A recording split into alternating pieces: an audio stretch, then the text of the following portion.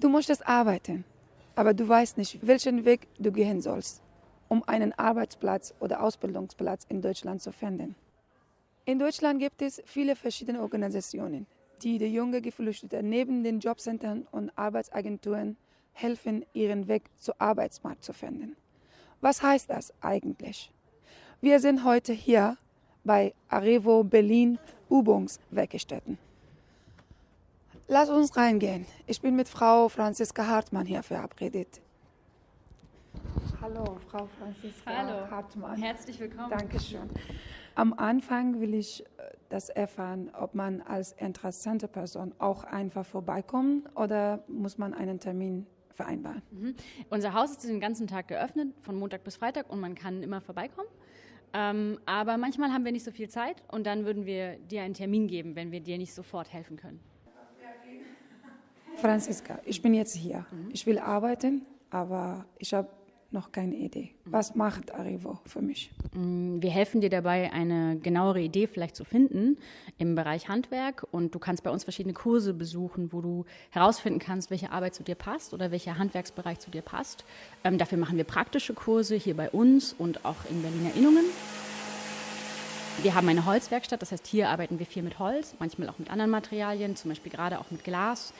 Wir haben Spezialfachworkshops für andere Handwerksbereiche, zum Beispiel Bäcker, Konditor, Friseur, Dachdecker. Und wir haben einen Deutschkurs, da kannst du dein Deutsch verbessern und Berufssprache lernen.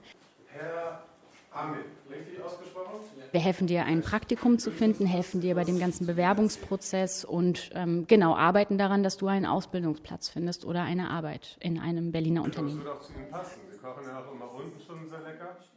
Und Sie haben ja auch Die Leute, die hier mitmachen können, welche Aufenthaltstitel brauchen sie? Wir sind ein Projekt für geflüchtete Menschen, aber man kann mit jedem Status zu uns kommen, also mit Gestattung, mit Duldung und natürlich auch mit Aufenthaltserlaubnis. Wir helfen dabei, wenn man zu Behörden gehen muss, wenn es sehr komplizierte Sachen gibt, die man klären muss, die die Teilnehmer selber manchmal gar nicht verstehen, dann sind unsere Sozialarbeiterinnen und Sozialarbeiter dabei und helfen in diesem Prozess. Soll ich zum Haare schneiden mal besuchen und auch so, immer wenn irgendwas ist, dann meldest dich dann wieder. Ja? In vielen Heimatländern, die handwerkliche Berufe haben keinen guten Ruf. Viele wollen nicht sehr gerne als so Tischler oder Koch oder Metallarbeiter arbeiten. Wie überzeugen Sie, dass die Leute hier das lernen? Also in Deutschland sind diese Berufe alles Berufe, die man lernt. Ne? Also man macht eine Ausbildung, in mehreren Jahren lernt man diesen Beruf und danach hat man einen qualifizierten Berufsabschluss. Das ist wichtig in Deutschland, weil wenn man einen qualifizierten Berufsabschluss hat, dann ist man sicher auf dem Arbeitsmarkt. Man kann seine Arbeit nicht so leicht verlieren.